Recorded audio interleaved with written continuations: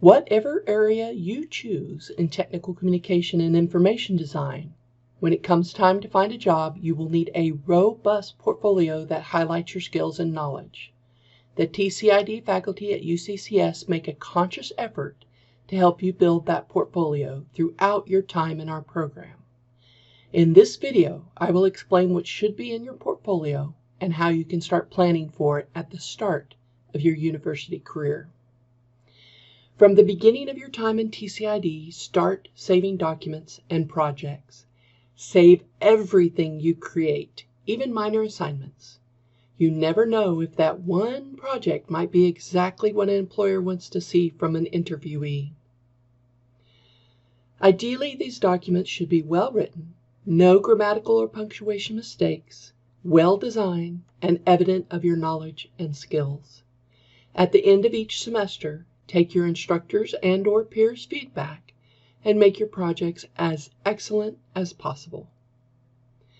In TCID 3160, Technological Adaptability, you can start the process of creating a very basic portfolio, one that can grow with you as your college career progresses. In TCID 4090, Senior Portfolio, you will develop a much more comprehensive and theorized portfolio that explicitly addresses industry expectations.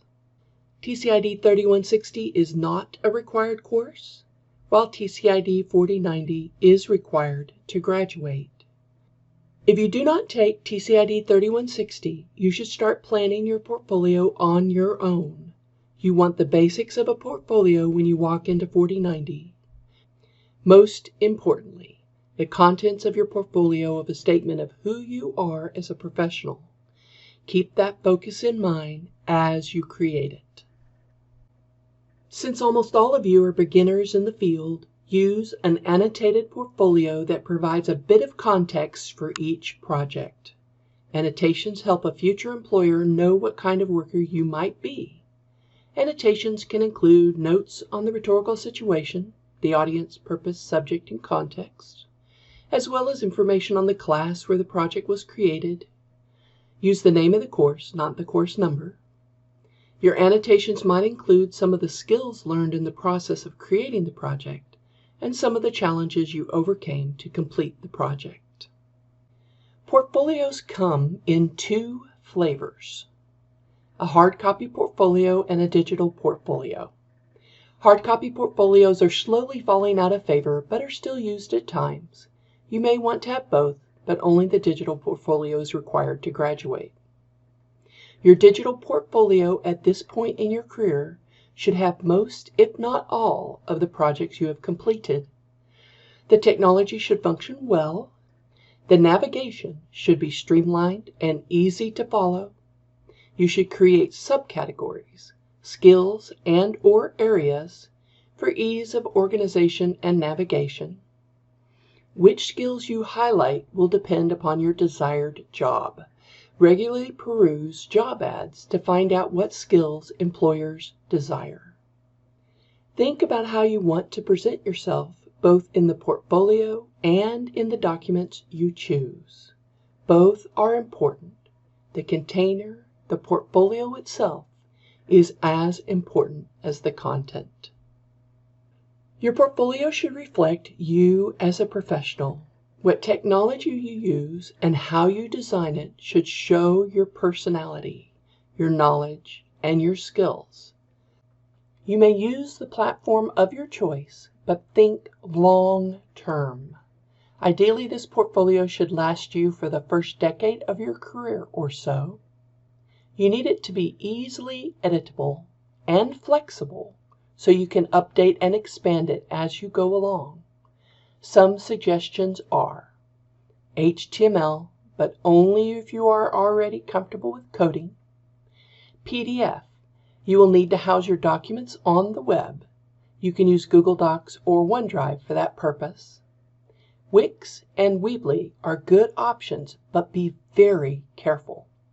They have great templates, but you need to make enough changes that your potential employer won't recognize the template or may create a negative impression. You can use a specialized portfolio app or program. but make sure you can export your portfolio in some way. Such programs might go away in the future.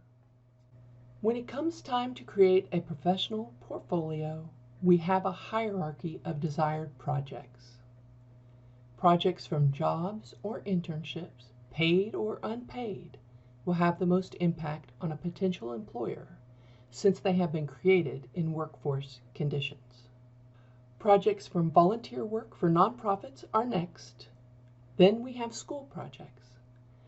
Finally, projects from hobbies or work on your own, if they are relevant to your career.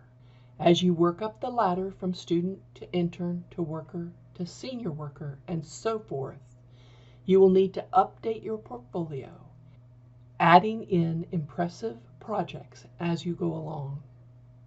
A portfolio is a way of thinking as much as a deliverable. That is, a portfolio helps to develop a habit of mind where we see where we are, where we have come from, and how we might need to maneuver in the future to achieve our goals. A portfolio is like a strategy check where we identify our strengths and weaknesses compared to some objective out there we are pursuing. This portfolio is an opportunity to show just how awesome you are. A robust portfolio will help you in your job search and professional endeavors. Take advantage of any opportunities, including internships and volunteer projects, that might help you build an impressive one.